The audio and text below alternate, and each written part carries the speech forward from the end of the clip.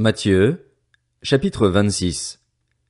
Lorsque Jésus eut fini de donner toutes ces instructions, il dit à ses disciples, « Vous savez que la Pâque a lieu dans 2 jours et que le Fils de l'homme sera arrêté pour être crucifié. » Alors les chefs des prêtres, les spécialistes de la loi et les anciens du peuple se réunirent dans la cour du grand prêtre, appelé Caïphe, et ils décidèrent d'arrêter Jésus par ruse et de le faire mourir. Cependant, ils se dirent, « Que ce ne soit pas pendant la fête, afin qu'il n'y ait pas d'agitation parmi le peuple. » Comme Jésus était à Béthanie, dans la maison de Simon le lépreux, une femme s'approcha de lui avec un vase qui contenait un parfum de grande valeur. Pendant qu'il était à table, elle versa le parfum sur sa tête. À cette vue, les disciples s'indignèrent et dirent, « À quoi bon un tel gaspillage?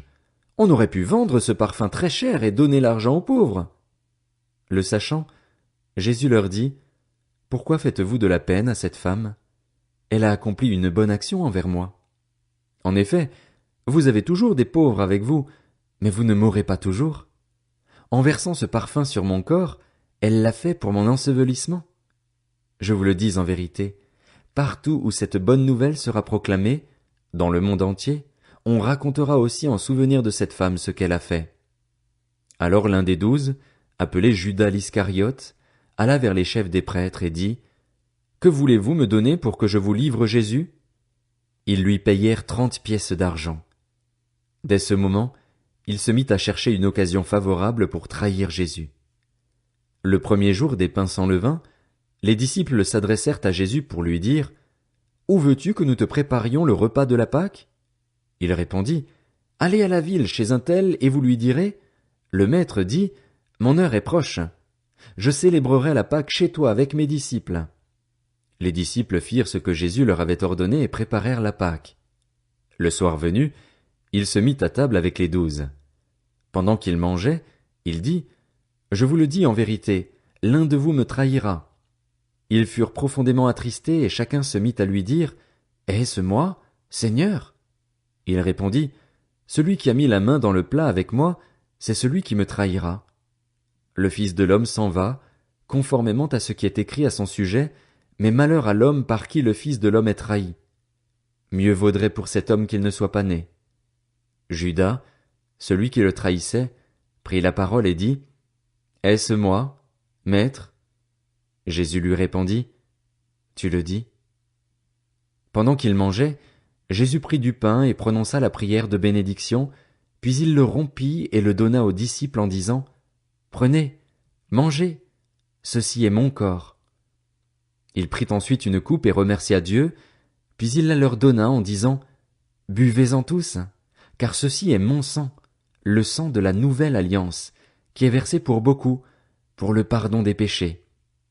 Je vous le dis, je ne boirai plus désormais de ce fruit de la vigne, jusqu'au jour où je le boirai nouveau avec vous dans le royaume de mon Père. » Après avoir chanté les psaumes, ils se rendirent au mont des Oliviers. Alors Jésus leur dit, « Vous trébucherez tous, cette nuit, à cause de moi, car il est écrit, « Je frapperai le berger et les brebis du troupeau seront dispersées. » Mais, après ma résurrection, je vous précéderai en Galilée.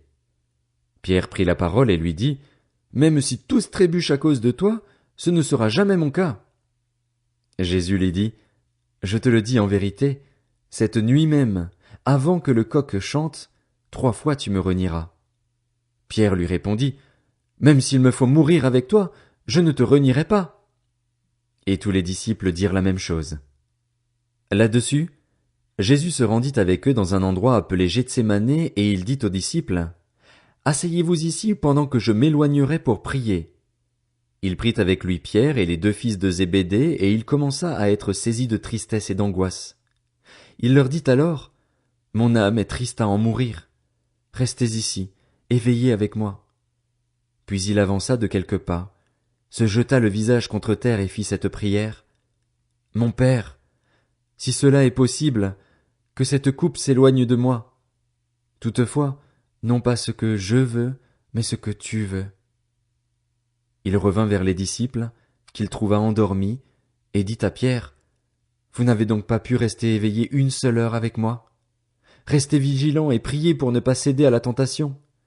L'esprit est bien disposé, mais par nature l'homme est faible. » Il s'éloigna une deuxième fois et fit cette prière. Mon Père, s'il n'est pas possible que cette coupe s'éloigne de moi sans que je la boive, que ta volonté soit faite. Il revint et les trouva encore endormis, car ils avaient les paupières lourdes. Il les quitta, s'éloigna de nouveau et pria pour la troisième fois, répétant les mêmes paroles. Puis il revint vers ses disciples et leur dit, « Vous dormez maintenant et vous vous reposez. Voici, l'heure est proche et le Fils de l'homme est livré entre les mains des pécheurs. Levez-vous, allons-y.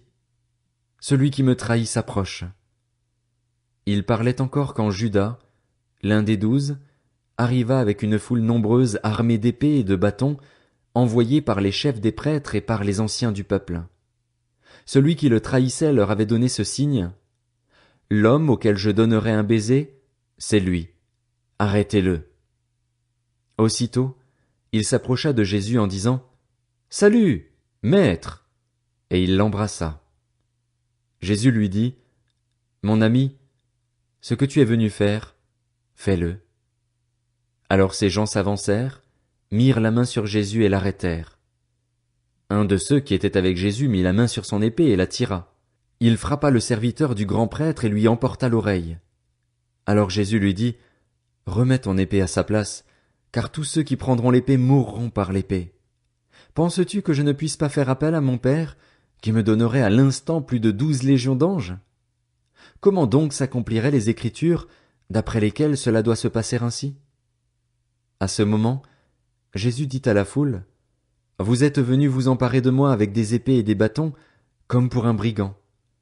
J'étais tous les jours assis parmi vous, enseignant dans le temple, et vous ne m'avez pas arrêté. Mais tout cela est arrivé afin que les écrits des prophètes soient accomplis. » Alors tous les disciples l'abandonnèrent et prirent la fuite. Ceux qui avaient arrêté Jésus l'emmenèrent chez le grand prêtre Caïphe, où les spécialistes de la loi et les anciens étaient rassemblés. Pierre le suivit de loin jusqu'à la cour du grand prêtre, y entra et s'assit avec les serviteurs pour voir comment cela finirait. Les chefs des prêtres, les anciens et tout le Sanhédrin cherchaient un faux témoignage contre Jésus afin de le faire mourir, mais ils n'en trouvèrent pas, quoique beaucoup de faux témoins se soient présentés. Enfin, il en vint 2 qui dirent, « Celui-ci a dit, je peux détruire le temple de Dieu et le reconstruire en 3 jours. » Le grand prêtre se leva et lui dit, « Ne réponds-tu rien? Pourquoi ces hommes témoignent-ils contre toi? » Mais Jésus gardait le silence. Le grand prêtre prit la parole et lui dit, « Je t'adjure, par le Dieu vivant, de nous dire si tu es le Messie, le Fils de Dieu. » Jésus lui répondit, « Tu le dis. De plus, je vous le déclare, vous verrez désormais le Fils de l'homme assis à la droite du Tout-Puissant et venant sur les nuées du ciel. » Alors le grand prêtre déchira ses vêtements en disant, « Il a blasphémé! Qu'avons-nous encore besoin de témoins? Vous venez d'entendre son blasphème. Qu'en pensez-vous? » Ils répondirent, « Il mérite la mort. » Là-dessus, ils lui crachèrent au visage et le frappèrent à coups de poing. Certains lui donnaient des gifles en disant, « Christ, prophétise-nous qui t'a frappé. » Or Pierre était assis dehors dans la cour. Une servante s'approcha de lui et dit, « Toi aussi, tu étais avec Jésus le Galiléen. » Mais il le nia devant tous en disant, « Je ne sais pas ce que tu veux dire. » Comme il se dirigeait vers la porte, une autre servante le vit et dit à ceux qui se trouvaient là, « Cet homme aussi était avec Jésus de Nazareth. » Il le nia de nouveau, avec serment, « Je ne connais pas cet homme. » Peu après, ceux qui étaient là s'approchèrent et dirent à Pierre, « Certainement, toi aussi tu fais partie de ces gens-là, car ton langage te fait reconnaître. » Alors il se mit à jurer en lançant des malédictions. « Je ne connais pas cet homme. » Aussitôt un coq chanta. Pierre se souvint alors de ce que Jésus lui avait dit, « Avant que le coq chante, tu me renieras 3 fois. » Il sortit et pleura amèrement.